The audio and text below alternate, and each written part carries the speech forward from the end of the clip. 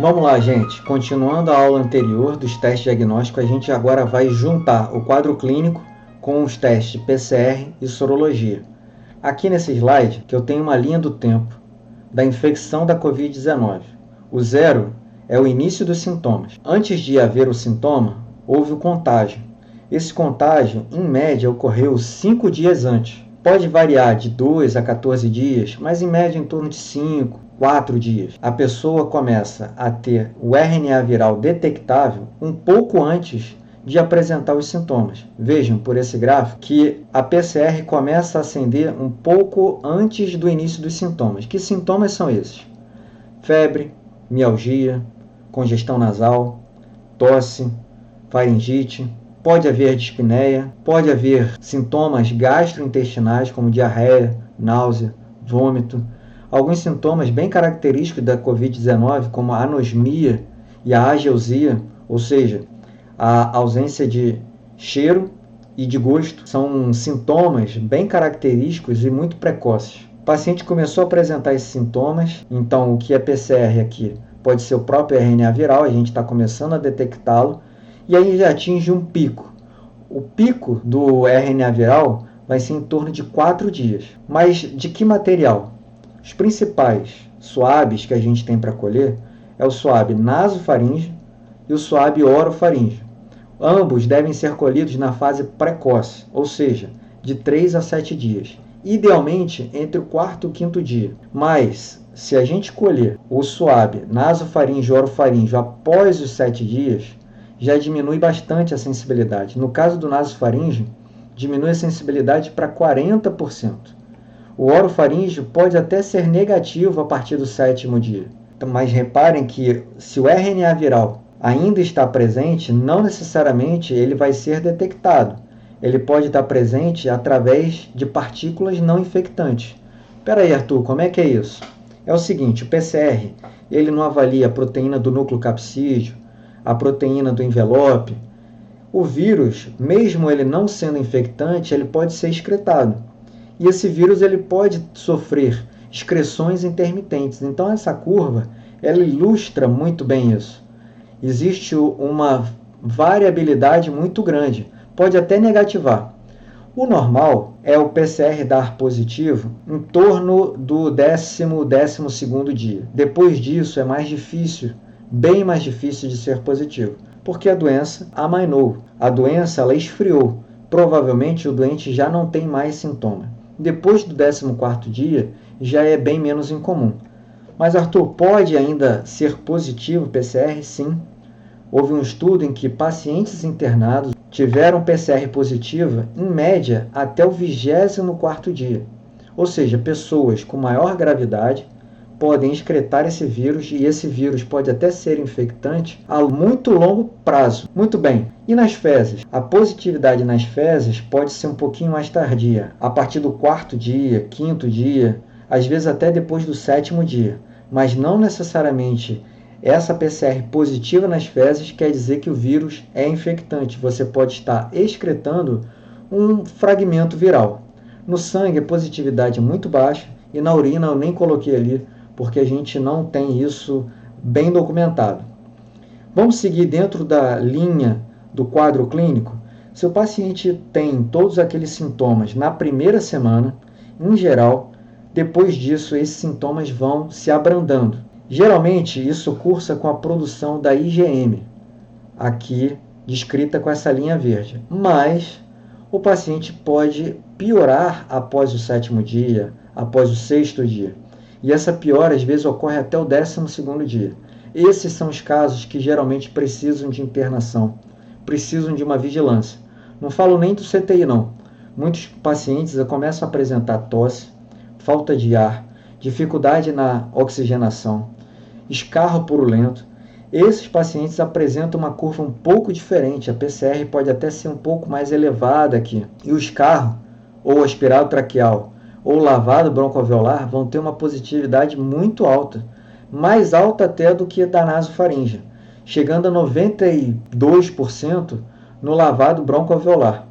O escarro também apresenta uma positividade maior do que o swab nasofaríngeo, colhido na primeira semana. Então, se o paciente não melhorou ou piorou daqueles sintomas, apresentando tosse, escarro, possivelmente a PCR vai ser positiva na segunda semana. Colham essa PCR. Muito bem, chegou na segunda semana, a IgM começou a crescer, ela vai ter uma ascensão um pouco mais lenta. A partir de que dia? Quinto, sexto, sétimo dia. Não tem como a gente precisar, por isso essa curva foi aqui descrita nesse momento.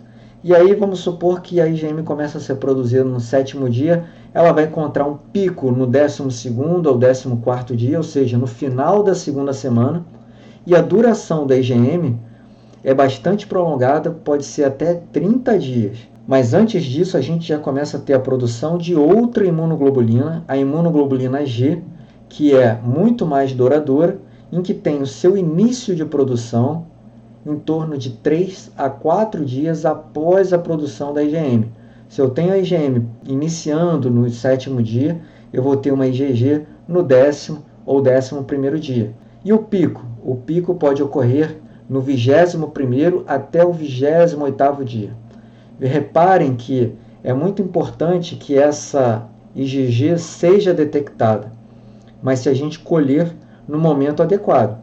Não adianta colher na segunda semana para detectar IgG. Eu vou ter que colher a partir da terceira semana. É o mais recomendado para IgG. Bom, a gente tem aí teste rápido. Óbvio que o teste rápido ele poderia ser feito aqui na segunda semana, poderia detectar ao mesmo tempo IgM e IgG, mas a positividade dele não é muito grande, como eu falei. Para que a gente possa entender um pouco melhor ainda essa dinâmica, vamos falar das fases. Eu tenho uma fase virêmica de infecção aguda, que pode durar em torno de 5, no máximo 7 dias. Muitos doentes vão apresentar uma fase crítica, uma fase inflamatória, que é óbvio que vai cursar junto com a imunidade, mas essa fase, ela em algumas pessoas predispostas, pode ser muito inflamatória e muito trombótica, levando a quadros graves e precisando de internação. Isso geralmente ocorre entre o 7º e o 12º dia. Mas naqueles que ocorre uma produção adequada e bem equilibrada de imunoglobulina e de citocina, a fase de convalescência ela é muito mais precoce. Ela vai começar aqui, no meio da segunda semana, em torno do 10º dia, 9º dia, a convalescência vai ocorrer aqui. E muitos desses pacientes vão adquirir a cura. Pelo menos é o que se espera, a gente ainda não tem essa resposta. Então, reparem que essa fase virêmica ela pode ser curta, a fase crítica num doente que evolui bem também pode ser curta ou ausente, e aí logo vem a fase de convalescência. Mas num doente que tem uma fase virêmica curta e uma fase crítica longa, com alta resposta inflamatória, alta produção de citocina, a fase de convalescência vai ser um pouco mais tardia, é o que a gente espera. E muitos desses doentes eles acabam tendo complicações secundárias, como pneumonia bacteriana, intubação, insuficiência renal, e essa fase de convalescência vai ser mais tardia. Vamos responder aquelas perguntas? Vamos lá. A primeira e a segunda pergunta, eu vou responder já com o nosso slide. Qual o melhor momento para a coleta da PCR, quais os locais principais da coleta e quando dosar IgM e IgG? Então, vamos para a nossa curva. Aqui é a curva da PCR, né? Ali o início dos sintomas, ali a produção da IgM e aqui a produção da IgG. O melhor momento para coletar a PCR, eu já comentei, é entre o 3º e o 7º dia. Se você puder escolher, escolha ali o 4º ou 5º dia. Lembrando que se esse paciente tem uma piora clínica, muitas vezes após o 7º dia eu tenho uma alta positividade da PCR, especialmente no escarro ou de outras secreções da via aérea inferior. Qual é o melhor momento para a dosagem dos anticorpos, ou seja, para a sorologia? O que vocês acham aqui? Poderia ser na segunda semana? Acho que não é uma boa ideia, né? A terceira semana é o melhor momento para você flagrar os 2 anticorpos. Agora, se você quer ter certeza de que houve uma titulação aumentada da IgG, que você produziu IgG em altos títulos e que esse IgG até ele está sozinho, você não tem nem mais IgM, o ideal é que você colha na 4ª semana, ou seja, entre o 21º dia e o 28º. Perfeito?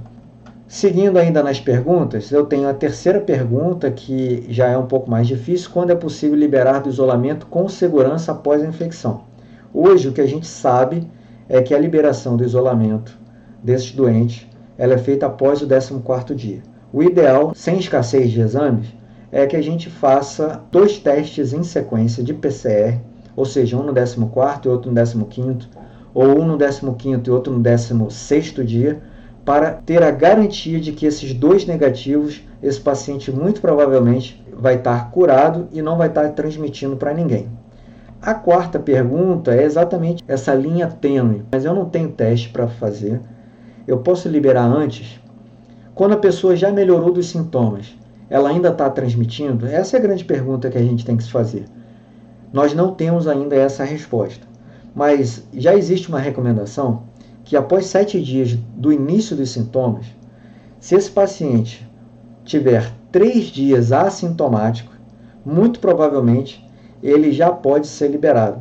Ou seja, 7 dias de sintomas, depois disso ele ficou assintomático, provavelmente esse doente não produz mais vírus infectante. Tem como garantir isso? Não tem. Fazer PCR no 10º dia vai garantir isso? Não, porque a gente já viu que tem pessoas que fazem negativação da PCR e depois aumenta. Pode piorar depois do 12º dia. Então, não é uma recomendação abrangente. O ideal é seguir o que a gente ainda conhece, né, que a partir do 14º dia, com melhora clínica, 2 PCR negativas, eu consigo ter uma segurança um pouco maior. Mas lembre-se, a PCR ela pode ser positiva até 28 dias. Tudo bem que isso não quer dizer que o vírus seja infectante. Você pode estar excretando fragmento viral, vírus não infectante. Mas até a gente conseguir ter essa qualidade do aspecto da excreção viral, isso ainda vai demorar um pouco. Então, fique em casa aí por pelo menos 14 dias. Eu espero que tenha conseguido passar a mensagem. Nos vemos na próxima aula. Um abraço.